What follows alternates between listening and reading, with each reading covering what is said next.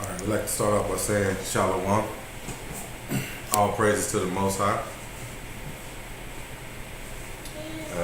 Tonight's lesson, we're going to go back into part 2 of what we were talking about on Friday, the end times. All right, so it'll be part 2 of the end times. And to be honest with you guys, the more and more I dig on this topic, and the more and more I read, it's almost like it will be part 5. To be honest with you, because it's so much information to break down just so it can be clear in a way to where you understand what's going on. So we'll get through as much of this tonight as we can, and if we can't, there will probably be another section to this, just so we can get through all the information on this topic. And last week we went over in the end times how no one know the day or time when the Messiah is coming. So what we need to do as individuals is to make sure we're right with the Most High. That's the only thing you can do. You have so many people out there prophesying he's coming this year, he's coming this time, he's coming this time. Don't nobody know. And since we don't know, the only thing you can do is just make sure you're right and you're ready at all times. It's not a switch that you turn on every now and then. You're like, okay, well, he's not coming now. All right, well, I'm gonna turn my switch off and go do this. You know, and that's kind of what the world we live in. A lot of people are like that. They think, okay, well, he ain't here yet, so I can go do this and do this and do this, and then when it gets close to time, I can change again and get right. No, you need to get right and stay right and purify yourself. So that's what we talked about last week. This week, we're going to start back off where we started last week in 2nd Esdras chapter 4, which is in the Apocrypha. For any new ears that don't know what 2nd Esdras is. All right. And, you know, we talked about a lot of different evils last week, but we didn't break them down. And this week we're going to break the evils down somewhat. Because we got so much evil in this world. And you remember, when we was talking about the end times, it was breaking down how the Most High said there has to be so much evil in the world before he brings his son back. Y'all remember that when we was reading that? He says it has to get to a certain amount of evil, a certain measurement of evil before he can bring his son in. All right. So let me see. Let's find that part. Let's go to verse. Let's go to 2nd Esdras chapter 4. Oh, before I start, just like today, you had the killing. Where is it in Los Angeles? San Bernardino. 14 dead so far. They're not even for sure. And you guys, it's here. All right, we've been talking about it for a while. Whether if it's ISIS or not, it's here. And it's here to stay. And we've been talking for a while how a lot of the evil things that go on in these other countries, how big bad America has been protected for so long, those times are here now to where America is going to witness the same type of things. Okay? And those same type of things, America is going to struggle with, because at least these other countries, when they see that type of evil, they're used to it. It's been a part of their life since they were kids. They know how to adjust. But America, when we start seeing these type of evils, people are going to lose their minds. It's going to bring a different type of spirit in, because now people will start killing and stealing and doing whatever it can to make sure they don't get taken out. So if they got to take out their neighbor and deceive their neighbor just to make sure the next evil outbreak that happens don't happen to their family, they're going to do it. So it's going to be every man, every family for themselves. America don't know how to build up and build up as a team to fight against the evil. All right. Let's start off in. So we'll go back to verse 1, but let's start off in Esdras 4 and 8. All right. We're in the book of 2nd Esdras, chapter 4, verse 8. Let's start at 7. Verse 7, and it reads, "And he said unto me, if I should ask thee how great dwellings are in the midst of the sea, or how many springs are in the beginning of the deep, or how many springs are above the firmament, or which are the outings of paradise?" Verse 8, "Peradventure thou wouldest say unto me, I never went into the deep, nor as yet into hell, neither did I ever climb up into heaven." Verse 9, "Nevertheless, now have I asked thee, but only of the fire and wind, and of the day whereof thou hast passed, and of things for which thou canst not be separated. And yet canst thou give me no answer of them." So it says right here, "Nevertheless, now have I asked thee, but only of the fire and wind, and of the day wherethrough thou hast passed, of the things from which thou canst not be separated." So it's saying that a lot of things that people have done in the past, they can't separate themselves from that stuff. Okay? So a lot of the evil that's here in the world, people cannot separate themselves from that evil. Okay? Go ahead. We are now in the book of 2nd Esdras, chapter 4, verse 10. And it reads, "He said moreover unto me, thine own things, and such as are grown up with thee, canst thou not know?" Verse 11, "How should thy vessel then be able to comprehend the way of the highest? And the world now being outwardly corrupted, to understand the corruption that is evident in my sight?" The world is outwardly corrupted. The whole world is outwardly corrupted. All right? And it's so corrupted, people cannot comprehend the ways of the Most High.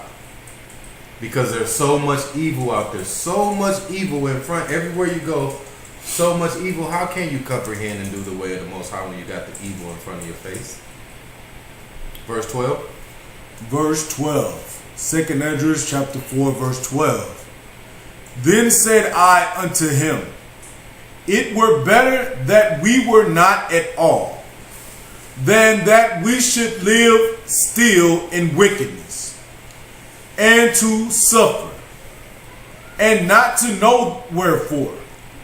Verse 13. "He answered me and said, I went into a forest, into a plain, and the trees took counsel." Verse 14. "And said, Come, let us go and make war against the sea, that it may depart away before us, and that we may make us more woods." Verse 15. "The floods of the sea also in like manner took counsel, and said, Come, let us go up and subdue the woods of the plain, that there also we may make us another country. Verse 16. The thought of the wood was in vain, for the fire came and consumed it. All right, let's go back to verse 1.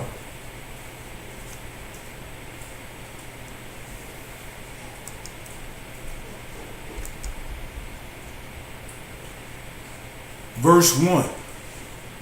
And the angel that was sent unto me, whose name was Uriel, gave me an answer and said, Thy heart hath gone too far in this world. So it says people's heart is already tied into this world. It's already so far into this world on the things that you do that what? That and thinkest thou to comprehend the way of the Most High. So like I said last week, so many people think they're comprehending and doing the ways of the Most High, but you're really not, because your heart is so far tied into the things that this world brings. Your heart is so tied into the things that this world has to offer. So if you're still tied into all these things that are worldly, you cannot comprehend the ways of the Most High. You have to give them up. And once you give up those worldly things, now you can comprehend the ways of the Most High. Go ahead. Verse 3. 2nd Esdras chapter 4, verse 3. And it reads, Then said I, Yea, my Most High. And he answered me and said, I am sent to shew thee 3 ways, and to set forth 3 similitudes before thee. So it says, I am sent to show you 3 ways, okay, and sent forth 3 similitudes before thee. All right, so there's 3 things I need to show you how this is going to look. Okay, that's what he said. And remember, verse 2 says, your heart has gone so far into this world that you can't comprehend the ways of the Most High. Why is it that you can't comprehend the ways of the Most High? Because there are 3 ways I need to show you how you're not comprehending the ways of the Most High, because your heart has gone so far.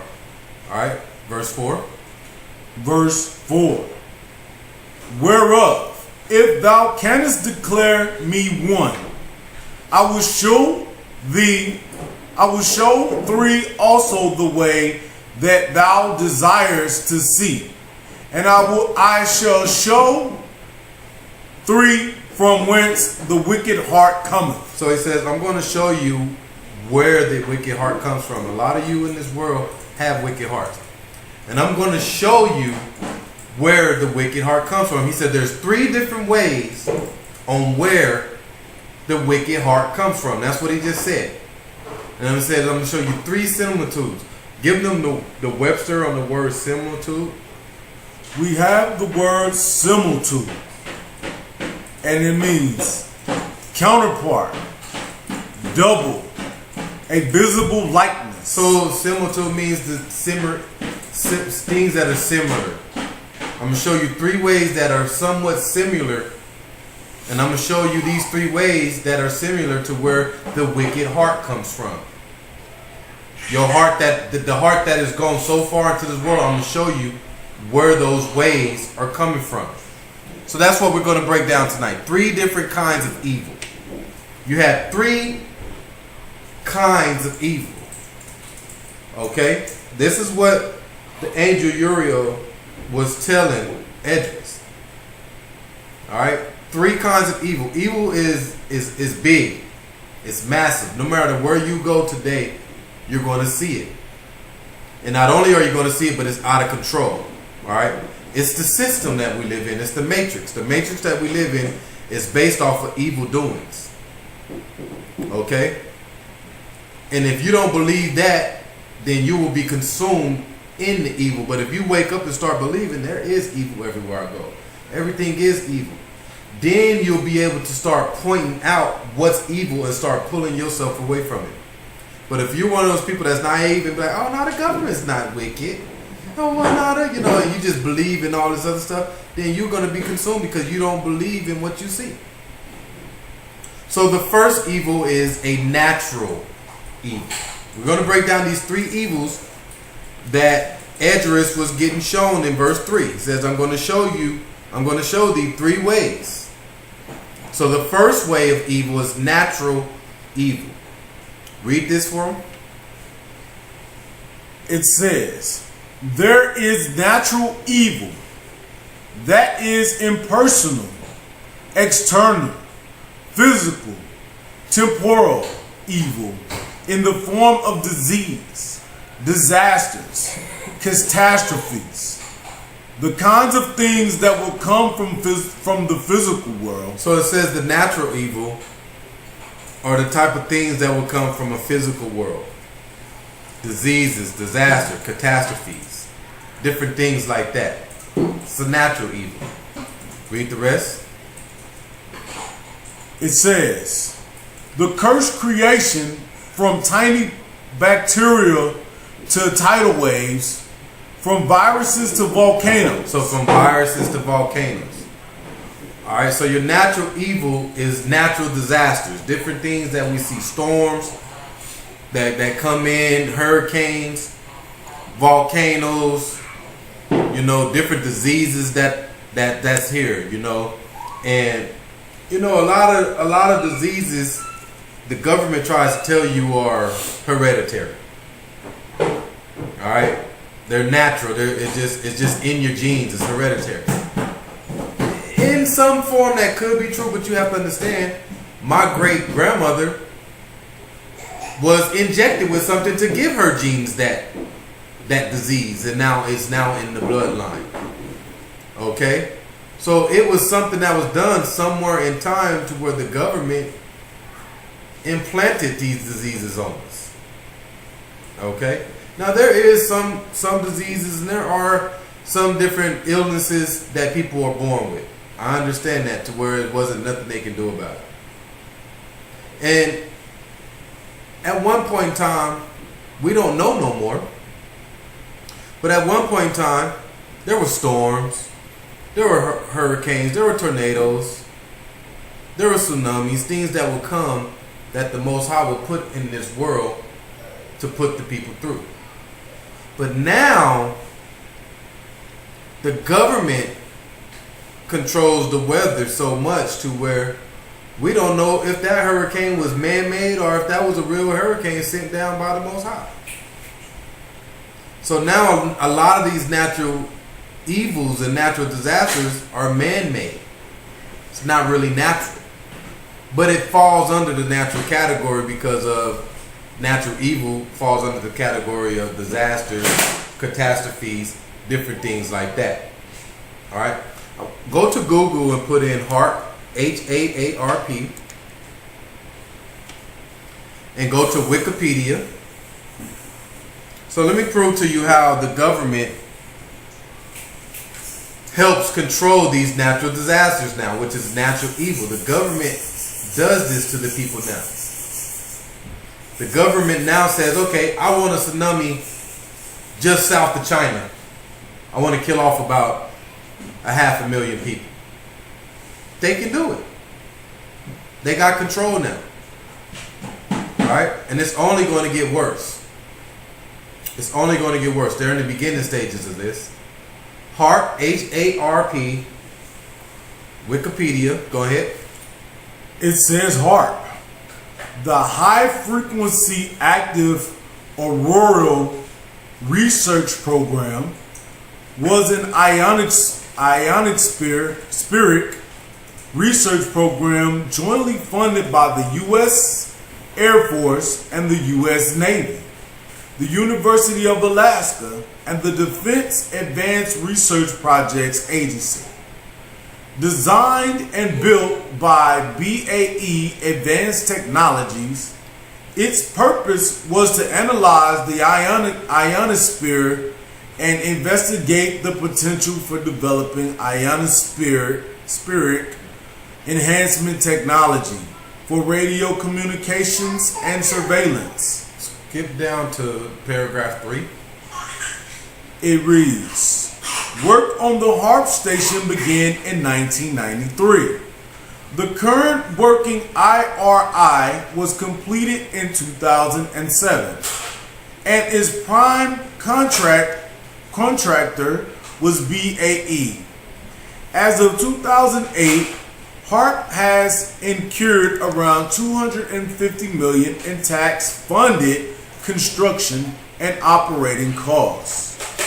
It was reported to be temporarily shut down in 2013, awaiting a change of contractors. In May 2014, it was announced that the HARP program would be permanently shut down later in the year. Ownership of the facility and its equipment was transferred to the University of Alaska Fairbanks in mid-August 2015. Go ahead. HARP was a target of conspiracy theorists who claimed that it was capable of modifying weather. So it says the conspiracy theorists, they said, nah, HARP ain't what these people were saying it is. These people have the capability of controlling the weather. Go ahead.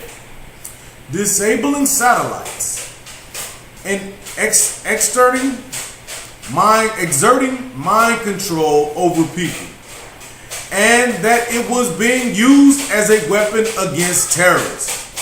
Such terrorists blamed the program for causing earthquakes, droughts, storms, and floods, diseases. So it says HARP was able to cause earthquakes, droughts. Look at the drought California still is in right now.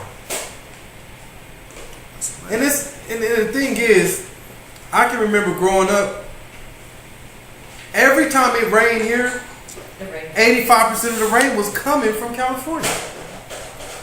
You can look on the news and it'll show you the rainstorm was coming from California. Anytime they say, yeah, it's going to be raining all week here in Arizona, and then you look on the news and they be like, yeah, the rain's in California now. They're getting pounded. Just recently, when we just got all this rain, remember all the rain we was just getting the last 2 months or so, 2.5 months, it was raining like twice a week. And I talked to somebody that live in California, and they're like, man, it ain't rain, not at all here.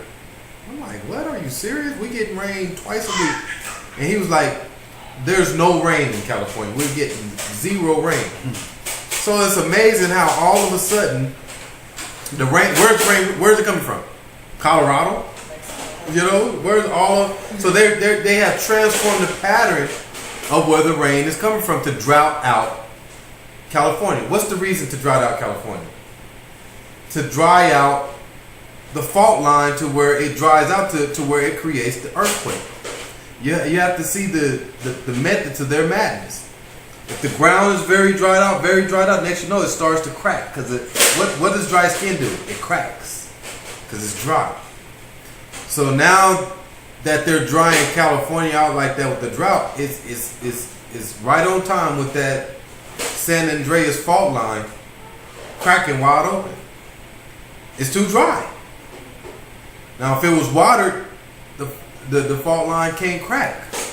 So you have to understand why they're doing it. So it says HARP, earthquakes, droughts, floods, and diseases, and mind control. Go to Google and put in government controls weather. Go to Google and put in government controls weather. And right there where it says Air Force bombshell admits they can control weather. Click right there. Google government controls weather, and right where it says Air Force bombshell admits they can control weather.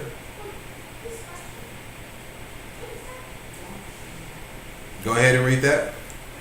It says Air Force bombshell admits they can control weather. HARP, May 15, 2014.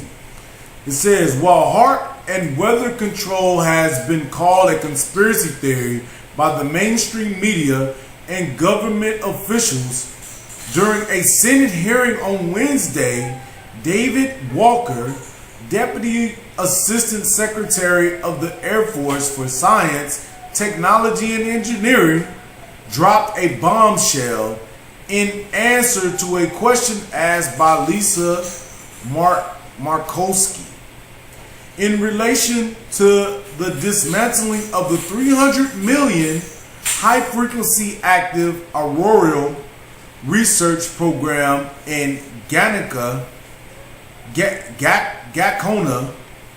this summer. Walker said this is not an area that we have any need for in the future, and it would not be a good use for Air Force research funds to keep HARP going.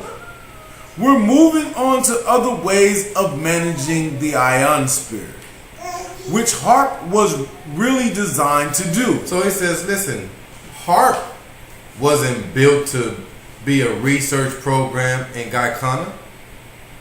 It shows you right here that they had $3 million put into a research program in Guyana last summer.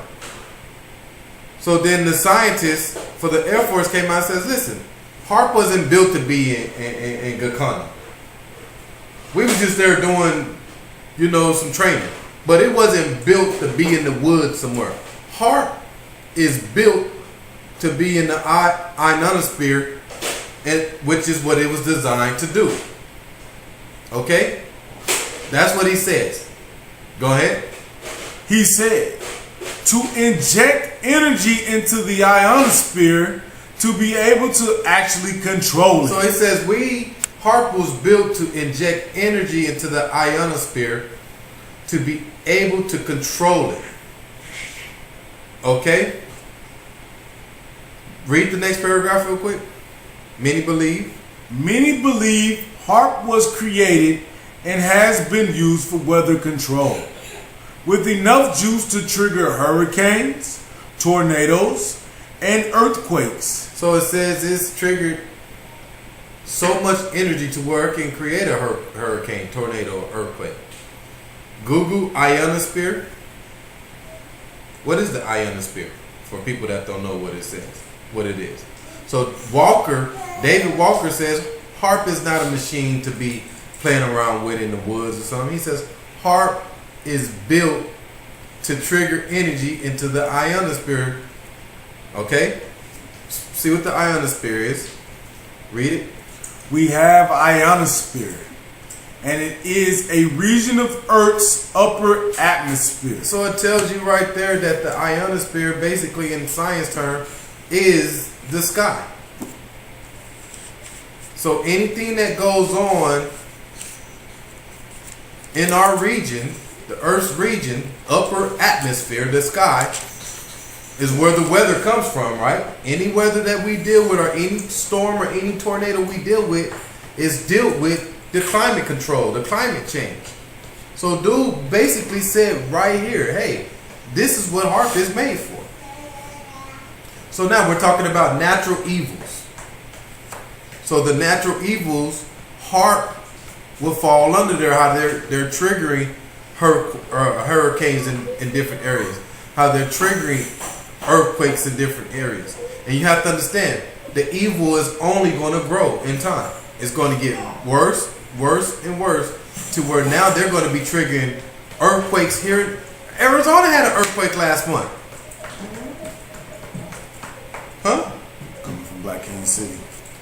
Arizona had an earthquake last month. Arizona, I've been here all my life, and they never ever experienced an earthquake. I've probably heard somebody like, I think we had a mini earthquake in Prescott or something. You'd be like, oh yeah, whatever. I felt the earthquake myself. Huh? Is that for real? So when you feel it yourself, you say, what's going on? And then not only did you feel it, 10 minutes later, another one. It's like, man, that's uncommon for this area. So within the near future, everybody's going to be experiencing earthquakes. Everybody's going to be experiencing tornadoes. I remember a month ago, we at work, right? And you seen the cloud come, you said, I believe that's a tornado, even though the tornado didn't come. But the cloud looked like a funnel cloud was coming to destroy some stuff. So it's like you could tell just with the clouds and the weather that we're having here, that they're experimenting. At any given time, they can push the button on that cloud and make it swirl up and do some things, because they control what areas they want to hit. And people have to understand how that's an evil. It's a major evil that's here in this world. Let's go to Jeremiah 18:1. So the first one we're breaking down is a natural evil. And the natural evil brings catastrophes, all right, disasters, even diseases. And you have to understand, right now the government is injecting us with all kind of diseases in all kind of ways. You got diseases coming from the chemtrails. That's controlled by heart. Okay? So and we just read it in heart where it says heart delivers diseases too, right? And people are like, well, how can heart deliver a disease? Through the chemtrails. The chemtrails are controlled by heart. So through the chemtrails, they releasing all these different chemicals on us and different diseases. Okay, the vaccinations that they're pushing on everybody and their kids to go get, flu shots and different things like that. These are the natural causes. These are the natural evils that they're giving you, and you die of a natural death almost. You don't die because someone came and shot you or something. If I go get a flu shot right now and they inject me with something and then a year later I die, they'd be like, oh, it was because of natural causes. No, it was because of that darn disease that they gave me. Okay? So it's natural causes that we're breaking down, natural evils. Jeremiah 18:1. Go ahead. We're in the book of Jeremiah, chapter 18, verse 1, and it reads, "The word came to Jeremiah from the Most High, saying, Arise, and go down to the potter's house, and there I will cause thee to hear my words." Verse 3, "Then I went down to the potter's house, and behold, he wrought a work on the wheels. And the vessel that he made of clay was marred in the hand of the potter.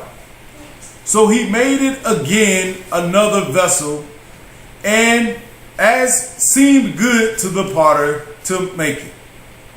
Verse 5, "Then the word of the Most High came to me, saying, O house of Israel, cannot I do with you as the potter?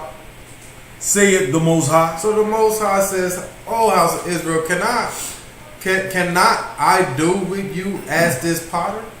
What does that mean? Can I mold you into what I need you to be? Israel? The Most High wants us to be molded into good. Okay? But remember what we read in Esdras. We live in a world to where we have gone so far into this evil world to where we can't even comprehend the ways of the Most High to be molded into the people of the Most High. Does that make sense? We can't even be molded anymore into what the Most High wants us to be because of the evil that is around us. Read verse 4 again. Verse 4. No, I mean verse 6 again. Verse 6. Jeremiah chapter 18, verse 6. And it read, "O house of Israel, cannot I do with you as this potter? Saith the Most High." So remember, verse 4 says, so he made it again another vessel as seemed good to the potter to make. So that's what the Most High is asking. Can I remold y'all into good again? You've gone so far off into this evil world to where you've fallen apart. You're no good. You're broke, like a broken vase. So can I remold you into a good vase, a good vessel? Verse 7. Or read to the end of verse 6. Verse 6. And it says, Saith the Most High, Behold, as the clay is in the potter's hand, so are ye in my hand, O house of Israel. So Israel, you're in my hand like clay. I want to make y'all whole again. I want to make y'all good. Make y'all a good vessel. Get you out of this evil world. So the Most High is a good power. He sent his son into the world to die for our sins so you can be remolded. All right? You're like clay in his hand. Go ahead. Verse 7. Jeremiah chapter 18, verse 7. And it reads, At what instant I shall speak concerning a nation and concerning a kingdom, to pluck up and to pull down and to destroy it. If that nation against whom I have pronounced turn from their evil, and I will repent of the evil that I thought to do unto them. So the Most High says, if you repent and turn from your evil, if you turn from the evil, then I will repent of the evil that I thought to do unto them. So the Most High says, I bring the evil and I control the evil. I can do the evil, or I can pull it back. So the Most High says, if you turn from that evil world that you're a part of, I can repent the evil that I was going to do unto you. I'm going to remold you. I'm the one with the clay in the hand. Go ahead. Verse 9.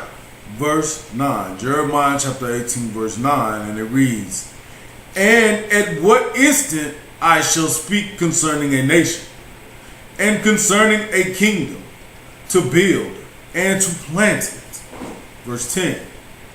If it do evil in my sight, that it obey not my voice, then I will repent of the good wherewith I said I would benefit them. So the Most High says, if we don't obey His voice, and if there's any type of evil in the sight, He's going to repent of the good that He said He was going to do unto us. He promised us a covenant. He promised us the goods.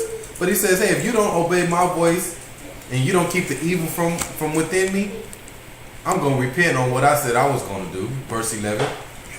Verse 11.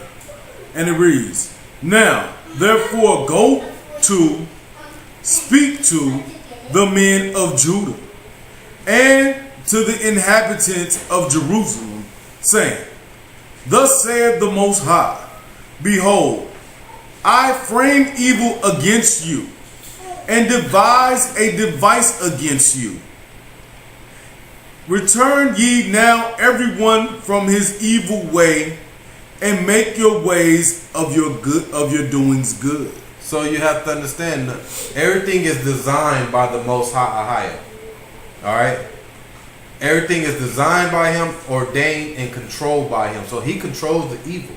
He controls if He wants evil to come your way. That's what we just read. And a lot of people be like, wow, man, I'm always having bad things happening to me.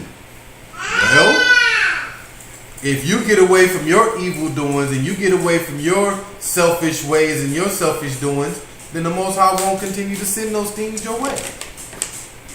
That's how you fix that. So if you're somebody that always got unfortunate things happening to you, just evil things is always coming your way, then that means you need to stop and get with and return from your evil ways. So if you're doing evil things, then the Most High is going to bring evil things towards you. He controls it. Proverbs 3 and 11. So that's how you fix that. It's a difference between having evil. It's a difference between having evil come your way or just being persecuted. Alright, the Most High said He's going to persecute His children so we can learn how to obey Him. But there's a difference between having unfortunate things come our way versus having evil things come our way. Alright, so don't get the two twisted up. Proverbs 3 and 11. Go ahead. With the book of Proverbs. Hey, chill out over there. Chapter 3, verse 11. And it reads, my son, despise not the chastening of the Most High, neither be weary of His correction. Verse 12. For whom the Most High loveth, He correcteth, even as a father the son in whom He delighteth. So the Most High, if you're doing wrong, He's going to correct you. But those evil things that He's sending your way is because of the evil doings you're doing. But if you're doing something wrong, the Most High says He's going to chastise you. He's going to whoop you in a way to where it's going to correct you. And He says, don't be weary of the correction. See, a lot of people are weary of the correction. They don't know. They don't know how to accept it. When the correction comes their way, they weary of it. Hold on, let's break down the word weary. Let me get there real fast. Because people they can't accept it because they weary of it. They got a problem with it. Go ahead. We have the word weary, and it is H6973. H6973. Is that a Q? Yeah. Yeah. QAT. Cops. Cops. And it is it's Cops, and it's QATS. AS. QATAS. Katas. Katas. And it means the ideal, through the ideal of sovereign oneness from oneself from to be disgusted or anxious. So weary is someone who's disgusted with something or anxious. All right. So when people get correction, they're anxious. Like, well, what is this for? They get anxious or they disgusted with it. Either one or the other. So correction comes. Now I'm disgusted. Why are you always giving me correction? What's the problem? Or there's weariness, which is anxious, both. And it happens. Just like a kid. If you go to give a kid correction, well, what did I do? You get anxious. Or they get disgusted. Man, I'm always getting in trouble. You know? So we can't be like that. The Most High says, don't be weary of his correction. Alright? Hebrews 2:10. But we have to suffer through some things in order to be corrected. In order to be corrected, you have to go through some and make some mistakes so the Most High can correct you.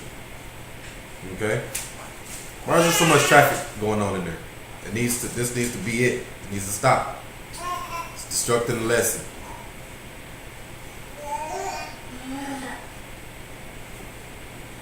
Hebrews 2 and 10. Go ahead. We're in the book of Hebrews, chapter 2, verse 10, and it reads, "For it became him, for whom are all things, and by whom are all things, in bringing many sons unto glory, to make the captain of the salvation perfect through sufferings." So it says, "For it became him, for whom from whom are all things." So all things come from the Most High. Like I said earlier, all things are designed by the Most High. Okay, everything. And it says, "in bringing many sons into glory." That means all of us, sons and women, into glory. To make the captain of their salvation perfect through sufferings. All right. So it don't say evil right here. We go through sufferings. We have afflictions and persecutions to where we suffer. But the Most High said, that's all right. I need you to suffer a little so I can correct you.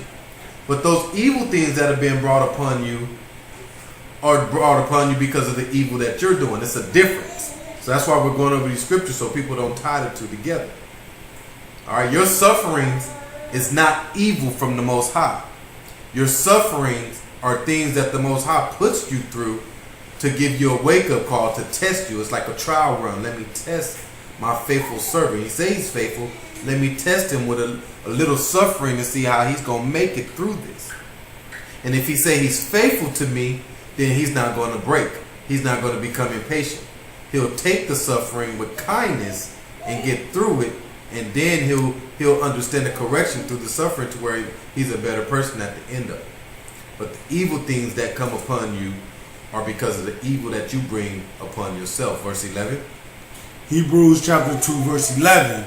And it reads, "For both he that sanctifieth and they who are sanctified are all of one. For which cause he is not ashamed to call them brethren. So for both he that sanctified, all right, made holy. Sanctified means made holy, purified. That's what sanctified means, to be made pure, to be holy. All right. So you have to be made holy in order to get away from the evil of this world. Remember, he says we have gone too far into this world and our heart is wicked. So in order to get away from this world, you have to be made holy. Okay? Go back to Jeremiah 18 and 12. That's the only way you can get away from the evils of this world, is by being made holy. And how is it that you become holy? Through the sufferings and the corrections. You have to be able to get corrected through the words of the Most High. If you can't get corrected through the words of the Most High, you cannot be made holy. And that's all of us. Brothers, sisters, husbands, wives. That's all of us. Just like if I see my Ak right here doing something wrong, I should be able to go to the Ak spiritually and show him what he's doing wrong, and he should be able to accept the correction and not be weary of me and be like, why are you coming at me like that? Or what's the problem? Disgusted because I brought it to his attention.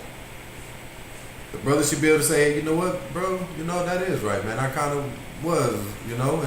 And with his correction, the Most High smiling on him saying, okay, well done. And every time he accepts that correction, it makes him purer to where he's been sanctified, to where now at one point he's going to become so holy to where the Most High says, well done, brother. And same thing, wives. Your husband ain't coming to you to get on you and correct you all the time just because they that's what they want to do. I'm gonna wake up this morning and find something to correct her on. No, but if they see something, that's their job, and you should take it like a grain of salt. Be like, hey, thank you. Every time, that's another salt. Hey, man, that's another one. It's a lot. You go buy a thing of salt. It's a lot of grains in there. So every time you get corrected, take it. And if you got it after a while, you got the whole thing, then hey, guess how pure you're gonna be then, because you accepted that correction and you put it in the bucket. And when you put it in the bucket, that means that's been corrected. It's put away. We have to learn how to become better people in order to get away from this evil world. Jeremiah 18 and 12. Go ahead. We're in the book of Jeremiah, chapter 18, verse 12.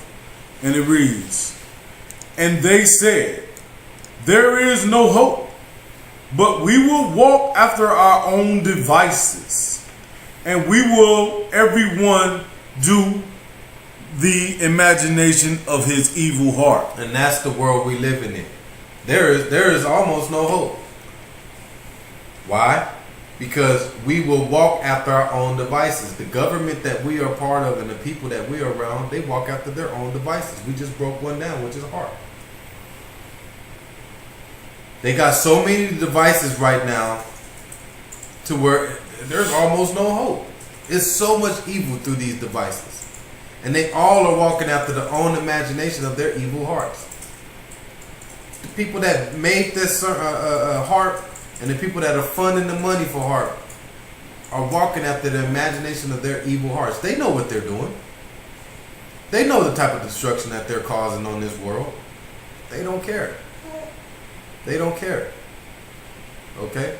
But like I say, in order for you to pull yourself away from that evil, you have to learn what's evil out there. Can't be naive no more and be like, nah, they not doing that. Yes, they are. Yeah, they are. Holidays don't mean that. That ain't what that does to your spirit. Yes, it is. Yes, it does. All right, the second evil. Secondly, there's moral evil. So the second evil is moral evil. First evil, remember, Edris was told there are 3 ways that I need to show you where the wicked heart comes from. You remember that? That's what we read tonight. 3 ways where I need to show you. First one is from the natural evils. The second one is from the moral evils. Break down the difference between the moral evil. Moral evil is personal as opposed to natural evil. So this evil is personal. Personal means you bring this upon yourself. That's what personal means. Moral evil is something you bring upon yourself. Go ahead. As opposed to natural evil, which is impersonal. It is internal. It is spiritual. So your moral evil is something you do personally yourself. Something you could have prevented. Okay, versus a natural evil is something that you can't control. So the moral evil is more internal. It comes from within, who you are, your spirit. Your spirit is committing this evil right here. That's what a moral evil is. Go ahead. It says, it is internal. It is spiritual. It is wickedness, sin, transgression, iniquity. Whatever term you want to use for it, it is a bent. It is a disposition. So it tells you that it is wickedness, sin, transgression, iniquity. However you want to use it, it's an eternal thing. You bring it upon yourself. Off your actions and the things you do, these are the moral evils. All right, let's go to Romans 8:20. So you can't blame something that you do on the moral evil side and be like, well, that wasn't my fault. No, this is something that deals with your spirit. And that's why I teach you all the time that you need to do everything you can to be in the spirit and not the flesh. All right? Because if you're doing spiritual things according to the Bible, then you won't commit the moral evil. But if you're going back and forth to where you got this war going on with the spirit and the flesh, you're going to commit this moral evil a lot. Let me say it again. If you're a type of person that goes back and forth with the spirit and the flesh, and you got these fleshly feelings, and you got all these different things, you're going to commit moral evil a lot. You can't have these feelings to where you're this person, then you're this person, you're this person. You got to become this person, which is spiritually, and stay there. You can't be back and forth. Hold your spot in Romans 8:12, and let's go to Proverbs 11. We're in the book of Proverbs, chapter 11, verse 1, and it reads, a false balance is an abomination to the Most High, but a just weight is his delight. You can't have this balance that's doing this. Up and down. One day you hear, one day you hear. It's just doing this. Most I said, that's an abomination. He said, but a just weight, something where you get purified and it's a just weight, so that means you stay at one weight. You stay at one level. Now the Most High said, that's my delight, because you're one. You're here. You're not up and down in the flesh, in the spirit, in the flesh, in the spirit. He said, that's abomination. And we're going to read the scripture in a little bit that shows you how it's abomination and what's going to happen if you do that. We're going to read the scripture tonight that's going to show you what happens to the individual that goes up and down, what's going to happen to them in the end time. But if you're just wait, you're right on time when the Most High sends the Messiah back. So you don't want to be that person that's in the flesh, dealing with all these feelings and all this stress and all this stuff, and it's making you act out. All right, Romans 8:20. Go ahead. We're in the book of Romans, chapter 8, verse 20, and it reads, for the creature was made subject to vanity, not willingly, but by reason of him who hath subjected the same in hope. So it says, for the creature was made subject to vanity. Vanity is evil. Evil, untruth, whatever you want to put it. Not willingly. So he didn't voluntarily subject himself to evil. We was put in the world to where evil was put before us. That's what that just said. For the creature was not made subject to evil, vanity, not willingly, at least. He didn't volunteer himself to do this. But we was put in a world that makes us flirt with evil and go back and forth with it. And like I was just breaking down a few minutes ago, that's an evil. When you have a unbalanced weight, that's a moral evil. So if you know you're someone that goes back and forth like that, in this mood, and then you try to apologize, you try to do the Most High ain't having that. He don't care about all that. That's a moral evil. All right? But the world, the Most High's creation, his people, we have been made subject to evil. And we didn't volunteer ourselves for this. This is just the world we live in. Verse 21. Verse 21. We're in the book of Romans chapter 8, verse 21. And it reads, because the creature itself also shall be delivered from the bondage of corruption into the glorious liberty of the children of a height. So the Most High says, listen, my creature, you can be delivered from the bondage. This world that we live in, which is the matrix, is considered bondage. We are in bondage. Mentally, physically, we are still in bondage. Physically. So many people, 80% of everybody I know, 85% maybe, the people I know, work, even overtime, and they still don't have nothing. Still don't have no money. Still don't have nothing that they can do. Always struggling. That's physical bondage. You work, and you get paid, and then 2 days later, you can't wait to get paid again because it's a struggle. That's a physical bondage. And then the spiritual bondage is they got so much going on technology-wise to where your spirit is tied up. You get off work, you can't wait to go home and watch that TV show. You can't wait to go home and get on the computer. You can't wait to go do this versus going home and saying, no, when I get home today, I'm going straight to my Bible. So now your spirit is tied up on all these other things to where you don't even pick up the Bible. Spiritual bondage, physical bondage. All right. Verse 22. Verse 22. And it reads, for we know that the whole creation groaneth and travaileth in pain together until now. So the whole creation has been affected by human sin and is now in bondage. And not only are you in bondage, you're in bondage to decay, to rotten out. That's what that scripture basically just said. The whole creation has been affected by human sin, which we live in, and we all now live in bondage. And not only are you in bondage, you're in bondage to decay. They're going to send you right to the pit with them. They're going to decay you out. Verse 22. For we know that the whole creation groaneth.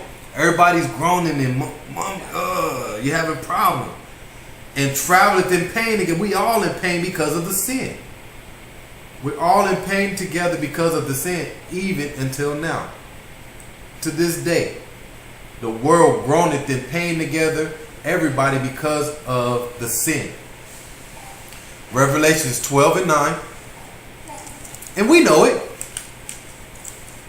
Everybody, people get together as friends, family. They know they're sinning. They know they're doing wrong. So instead of fixing it, they groan. Well, yeah, I know we doing wrong, but hey, let's live it up. Let's live it up while we got a chance. That's what the world's been taught. What's my it's not my favorite phrase, but the one I use a lot. I don't even know the kid's name no more. The new Michael Jackson. The Mars kid. What's his name? Bruno Mars, and he has the song. Was it Kicked Out of Heaven? He got one called Locked Out of Heaven. The whole world's just jamming to it. And he's talking about he's locked out of heaven. And then he has another one that says something about paradise. He has this world, which is his paradise, which he don't care about the next world, basically. These people know that they're not going to receive salvation. Okay? They know they're going to the left. And as long as we continue to follow these people, you're going to the left with them. Revelations 12 and 9. Go ahead. We're in the book of Revelations, chapter 12, verse 9, and it reads, "And the great dragon was cast out, that old serpent called the devil, and Satan, which deceiveth the whole world." So it says Satan has deceived the whole world. Not some, not a little, not a portion. Satan has deceived the whole world. Go ahead. "He was cast out into the earth, and his angels were cast out with him." So this is why in Esdras it says, you have gone too far into this world. People don't understand how crucial this is. You have gone too far in this world. See, some people, no matter what, we can go give them this truth.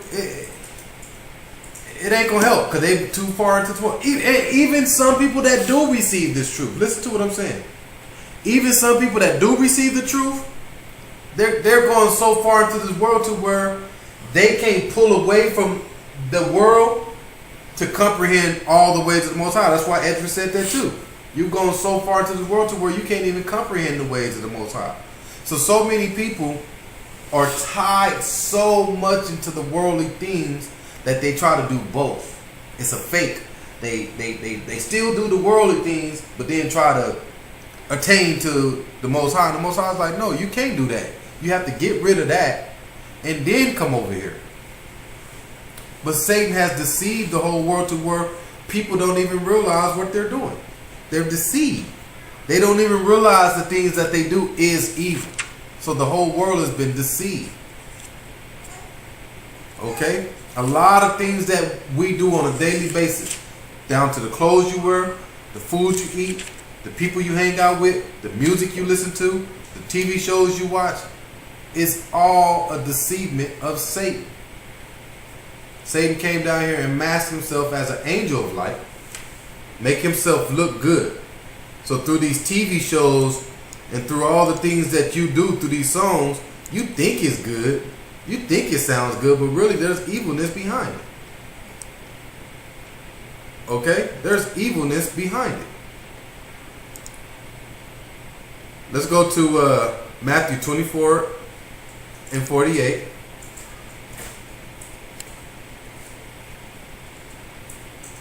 But the problem is so many people are impatient with the coming of the Messiah. See, people know that the Messiah is coming, but people get impatient. So since they're impatient, people are like, man, it's hard to do the right thing all the time. It's hard to be perfect. It's hard to do the right thing. So they got an excuse why they're messing up.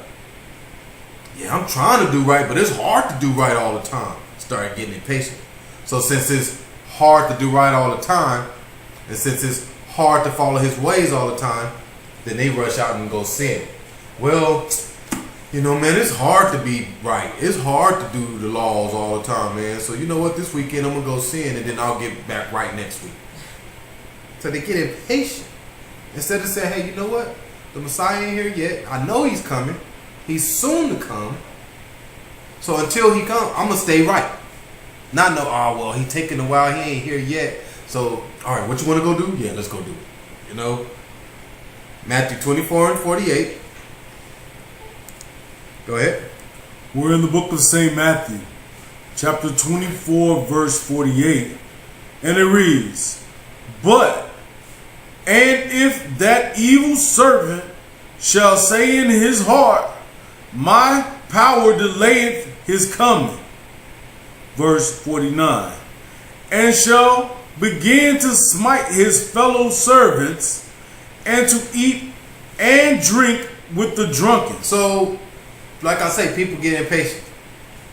Well, you know, it's hard to be right all the time. The Messiah ain't came yet. So, you know what, girl? Yeah, I'll go out this weekend. Go hang out with the wrong people. Even at work, even where you at. You know these people don't got nothing to do with the Most High. Family members, nothing to do with the Most High. But then you quick to go eat, drink, and hang out with them. And yeah. Because you figure, oh, well, the Most High ain't here yet. But if the Most High was here with his son, and the Most High said, just like Moses, remember Moses when he came back down from the mount? and he seen them building the golden calf, Moses said, listen, I stand now. If you with that God, stay over there, but if you with mine, get over here. And that's the same thing the Messiah's going to do when he get here. He's going to separate the two right now. He's going to separate the two. People that don't follow the ways of the Most High, get over here to the left. And then the ones that follow me, come on over here to the right. He already, the moment the Messiah's coming, he's going to separate the two. So guess what? If you haven't already separated the two before he comes, guess where you going? To the left. But if you've taken the time and patient enough before he comes and separate yourself from them, then when the Messiah comes, he's going to put you right in your rightful place. But if you still hang out and eating and drinking and being drunk and doing whatever and laughing and giggling with people that don't have nothing to do with the King James Bible, the moment the Messiah comes, he's going to send you right over there with them. It ain't going to be a time where you can be like, oh, there he go. Remember, we got the story of the 10 virgins. You ain't going to be like, oh, there you go. Let me get ready. It ain't gonna happen. It ain't gonna happen. You already gotta be correct. Verse 50. Verse 50. St. Matthew chapter 24, verse 50, and it reads, the power of that servant shall come in a day when he looketh not for him, and in an hour that he is not aware of. So listen, if you're not ready, the Messiah is going to come in a day where you're not even looking for him and where you're not even aware of. Same for that false balance that we just read in Proverbs 11. If you keep having that false weight, one day you're just in the flesh. One day you're in the spirit, flesh, spirit. And if that day comes and you caught in that fleshly ways and acting just whatever, and you caught in that, you're going to be this person right here that we just read of in verse 50. Read it again. Verse 50. Chapter 24, verse 50, and it reads, the power of that servant shall come in a day when he looketh not for him, and in an hour that he is not aware of. It's time to stop. It's just time to give it up and grow up and says, I'm not going to act like that no more. Because I don't know the day of his coming. Because if you acting a fool and acting a nut in your fleshly ways and he come, you're done. So why not fix it right now and just say, I'm not going to do that no more because I want to be aware of when he comes. And the only way you can be aware of when he comes is by being in the spirit. And it's by being purified and by being a righteous person and doing right at all times. Treating people right at all times. Starting with the poor. Starting with people who don't have nothing. You're treating people right at all times. Not stuck up, not looking down on people. No, we're treating people right at all times. That way we are aware when he comes. When he comes, your spirit is aware. It's right. It's not a shock when he comes because you're unaware. And now he's separating you over here to the left. Mark 7 and 21. So there's many things, you guys. We're talking about moral sin. There's many things that can bring on moral sin. So many different things. We're just talking about a few right now. By your ways and by your actions. But there's so many things that can bring on moral sin. Let's read them. Go ahead. We're in the book of Mark, chapter 7, verse 21. And it reads, for from within. So from within you, we're talking about the internal individual is the spirit. Go ahead. Out of the heart of men proceed evil thoughts, adulteries, fornications, murders. Verse 22. Thefts, covetousness, wickedness, deceit, lavishness,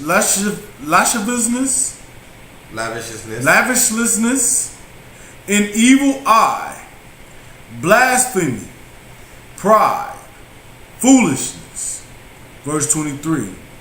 All these evil things come from within and defile the man.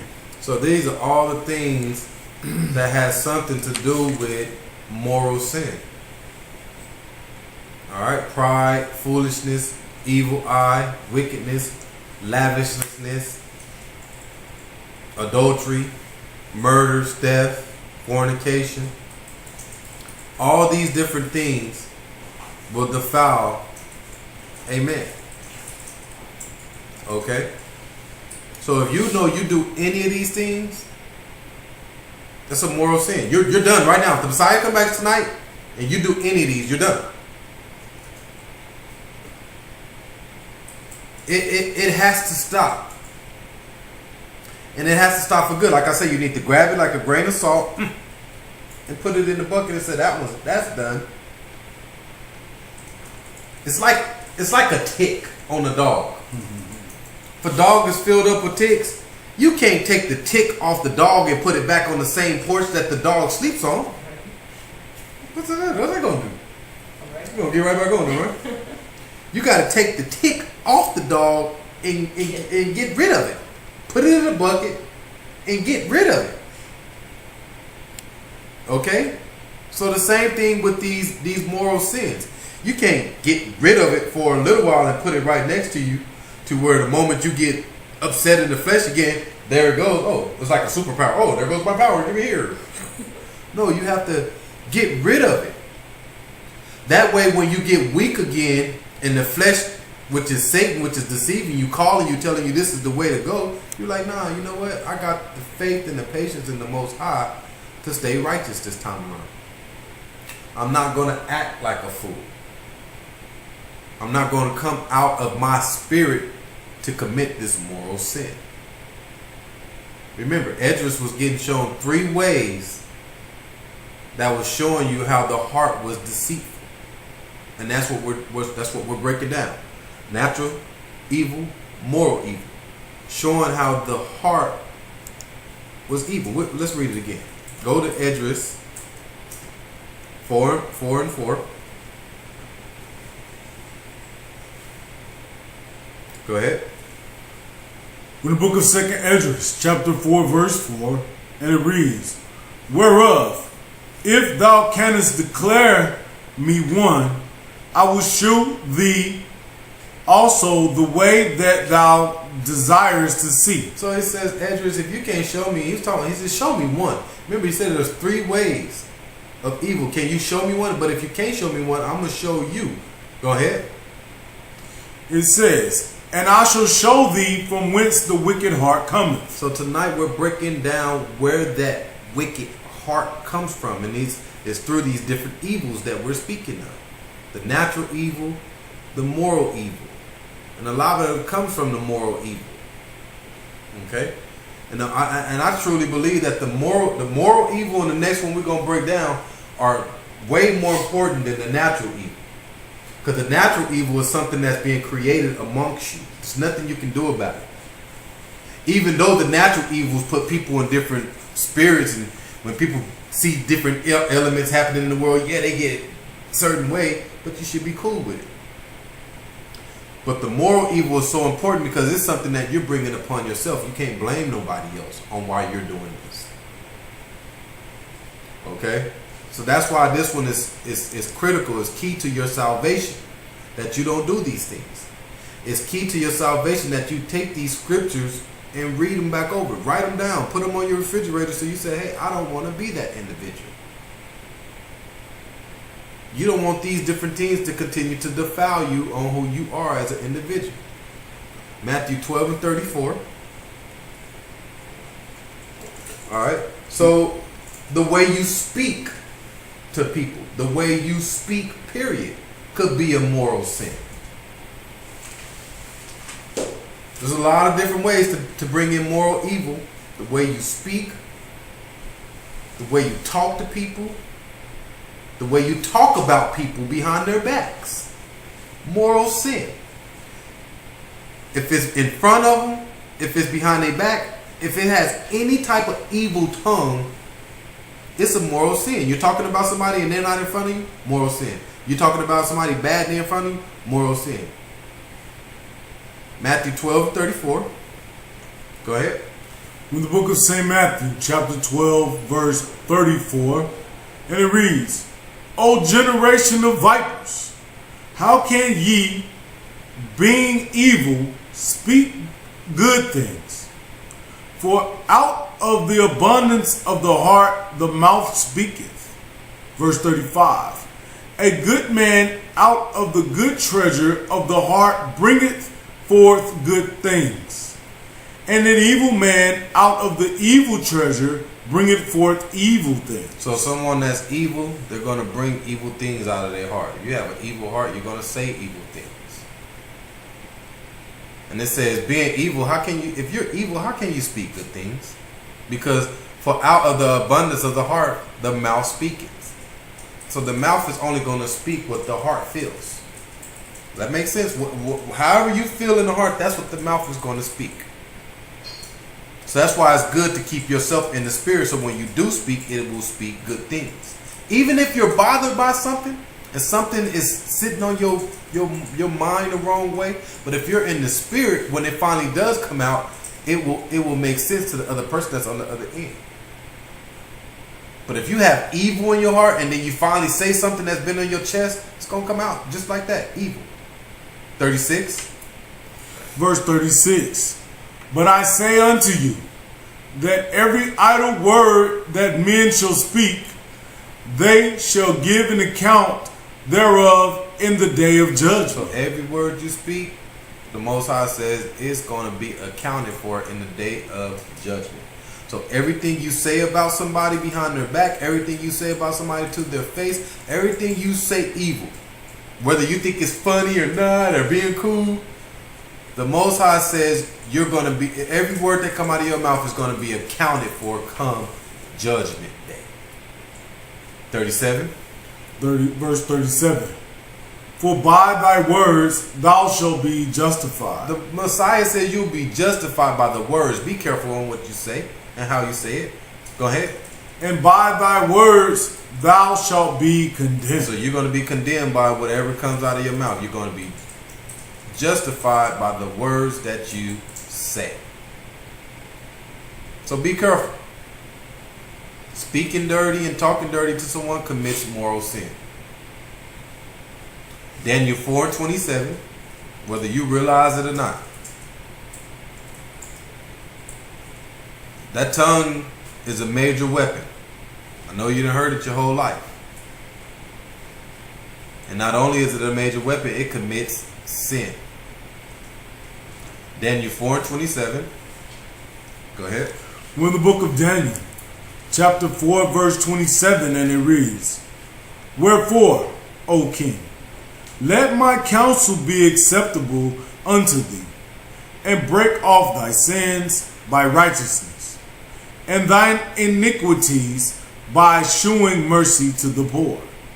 If it may be a lengthening of thy tranquility. Tranquility means safety. So it says, Wherefore, O king, let my counsel be acceptable unto thee. Advice. Counsel is advice. So let my advice be acceptable unto thee. So like this lesson that I'm giving y'all tonight is like advice. I'm giving y'all advice on how to not commit these evils.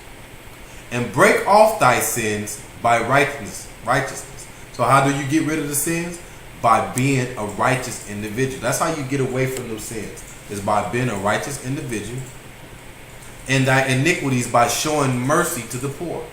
So you show mercy to the poor, you start being right to the poor, doing right to the poor, showing them mercy. Okay, instead of laughing at them and doing things that's evil, nah, let me find a way to help this guy out. It says it will lengthen thy safety. Your safety is your future, which is when you pass away from this earth. It will lengthen thy safety. All right. So let's use the next 15 minutes to break down number 3.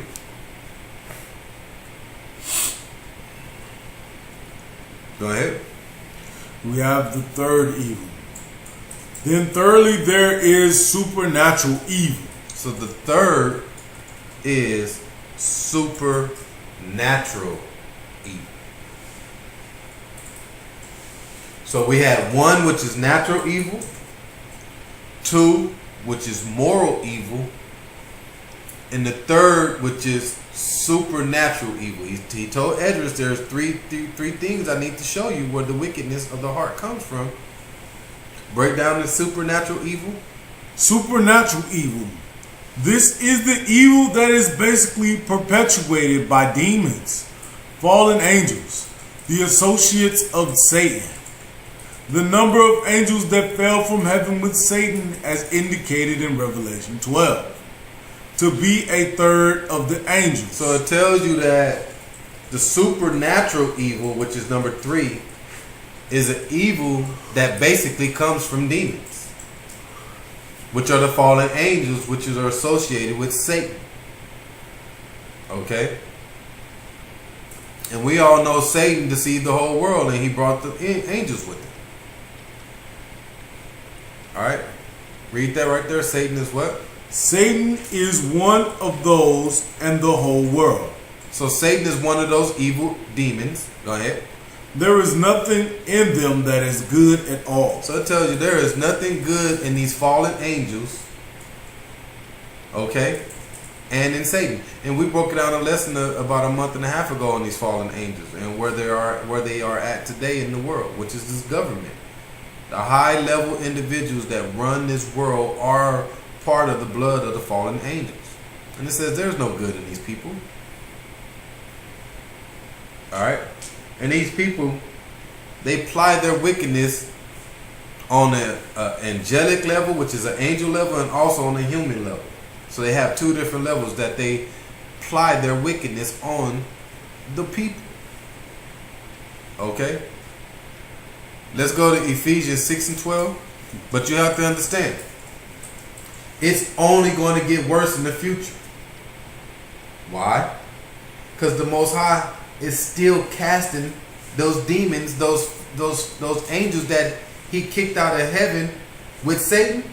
You remember, he kicked Satan out of heaven, and then Satan brought a third of them with him, right? So in the future, the Most High is going to cast more of them out. He's still casting them out to this day. Every time you see a fallen star, it's a fallen angel, which is a demon that didn't want to listen. So in the future, when he start casting them all out, guess what's going to happen to the earth? They're going to be here like no other with Satan. They're already here. But just imagine when it gets to a level to where he done kicked out so many, they're going to run the world. It's nothing you're going to be able to do down here but be righteous. It's going to be so much evil everywhere. I mean, you see it already. Everywhere you go, it's like, wow, you can't believe. Like today, the thing that happened today, it's like, wow, are you serious? They say these 3 dudes was dressed up in military outfits. 3 white males. So automatically, when you see somebody dressed up in military, they give them some salute and praise, and then next you know, boom, boom, boom, boom, boom. Like, wow. So the evil that's here now is at an all-time high, y'all. And I said it last week when you was in junior high, evil was around, yeah, but it wasn't like this. When we was in junior high, elementary, the evil that was around was more of the Willie Lynch evil that he had basically said that was going to happen. Gang violence, drugs, and stuff like that. Now the evil is, I can't even explain it no more. It is terrorists. And the terrorists are the government. They try to say you and I are the terrorists, but the terrorists is them. And like I say, and the more and more he kicked these fallen angels and their seed, which are the demons, out of heaven, the earth is going to get more and more infested with evil. Ephesians 6 and 12. Go ahead. We're in the book of Ephesians, chapter 6, verse 12. And it reads, "For we wrestle not against flesh and blood, but against principalities, against powers, against the rulers of the darkness of this world, against spiritual wickedness in high places." So this is a spiritual war that we're fighting. Spiritual wickedness in the high place. Don't worry about flesh and blood. Why am I going to be worried about fighting with this brother on ignorance when we got to be worried about the rulers in the high places? There is a massive spiritual struggle going on today in this world. It's a spiritual war. It's a massive spiritual war going on right now, and people don't even realize it. Because the government is trying to get you to follow the matrix and lead yourself to the pit. And then you got certain individuals that are waking up, and it's a battle, back and forth. And like I say, the system is ran by demons. Yes, I said it. The system that we live in is ran by demons. And these demons have the power to seduce and deceive many people. They have powers. And they seduce you and they deceive you to go against the words of the Most High, which is these scriptures. And when you go against the words of the Most High, you go deeper, deeper, deeper into sin. And that's their plan. Their plan is to seduce you and tell you that the Bible was written by man. And the moment they tell you the Bible was written by man, then you pull away from the Bible and don't want to have nothing to do with it. And then they just watch you walk away from it. And the moment you walk away from it, they claim what was yours. You got to understand, this Bible has what is yours in here for salvation. So then the moment they deceive you and tell you it was written by man, then they turn around and claim what you're supposed to be claiming. It's a trick. All right. Leviticus 19 and 31. Don't fall for the trick.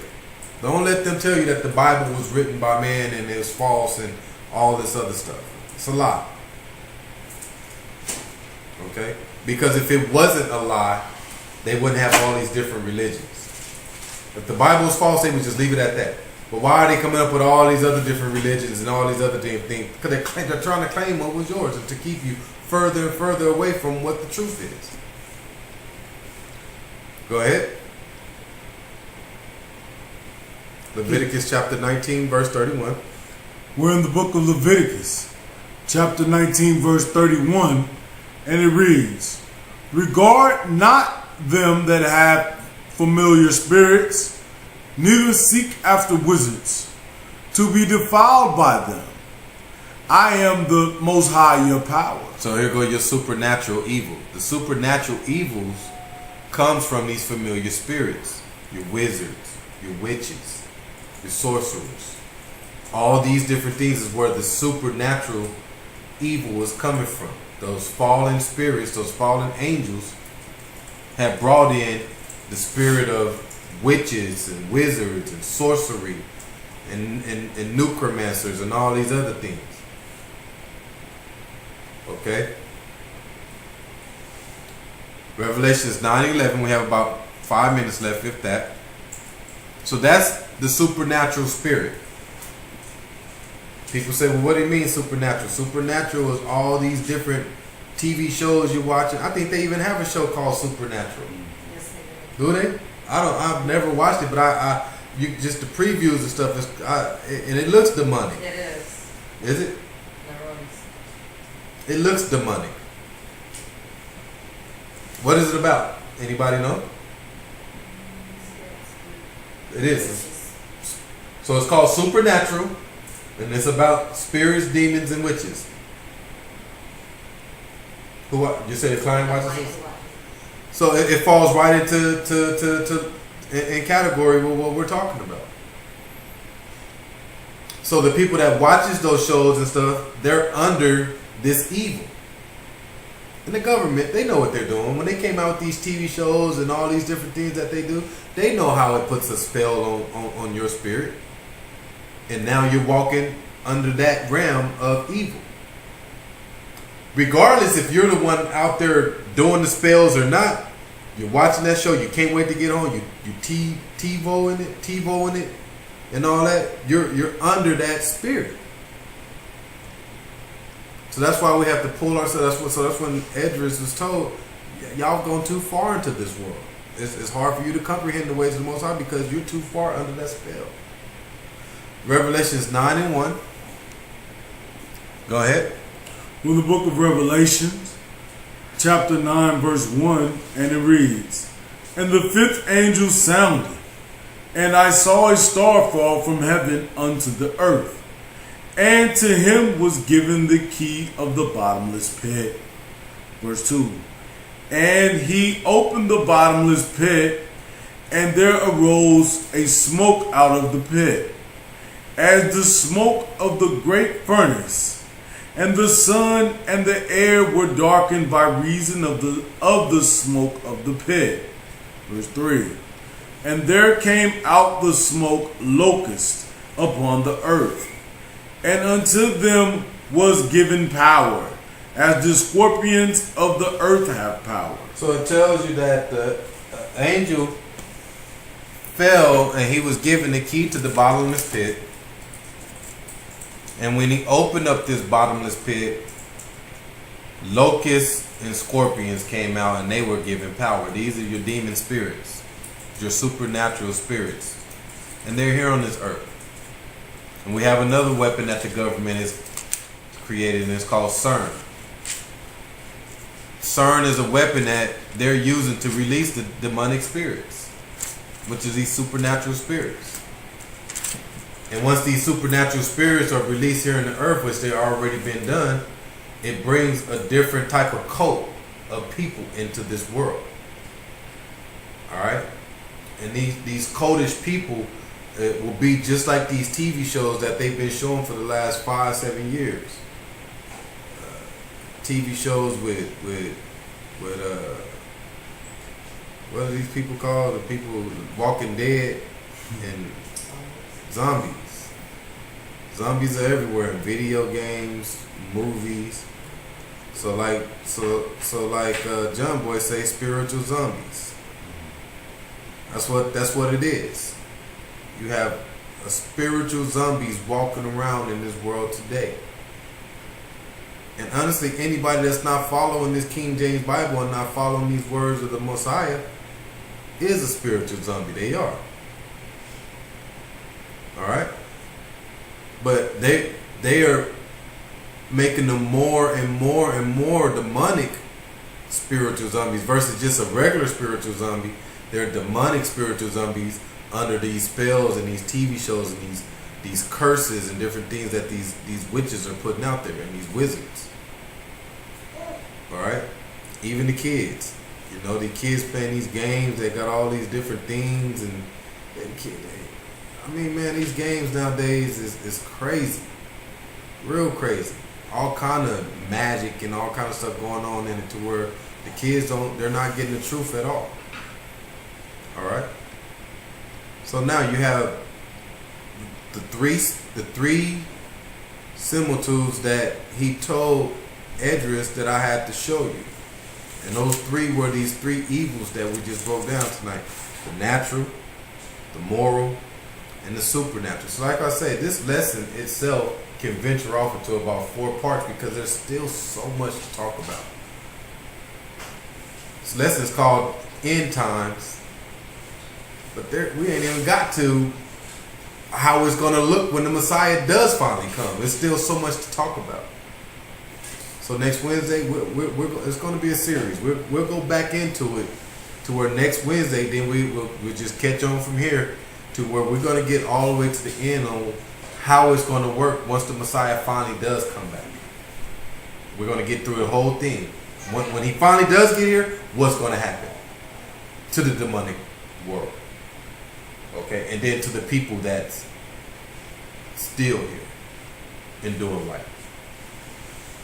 Okay, and I think we even touched on it when Brother KG did the lesson on the rapture. We talked about some of that stuff a little bit, just on how it's going to be once the Messiah come back, and we'll revisit that a little and really break it down over the next week or so. So through the Spirit, if we can get through the rest of this information by next Wednesday, we will. If we can't, then we'll break it up again. But now that we started on it, I wanted to make sure y'all got it, and not only get it, but got it correct. And that's why this week when I went back over some things, I was like, they need to understand these 3 things that's been spoken to Edris. Because we read it last week, but I didn't break it down. So that's why this week I took time to go back and break it down so you can see what it is about these different evils. And now when we break down the measurement of, remember last week we read that there has to be so much evil in this world before the Messiah decides to send the Messiah back. Now you can see why there's going to be so much evil, because we just broke down the 3 difference, and when you add them all together, that's a lot of evil in a lot of different realms. All right. So with that in mind, we'll say all praises to the Most High, Ahaya, and we'll say Layla Tawab, and let's pray it out.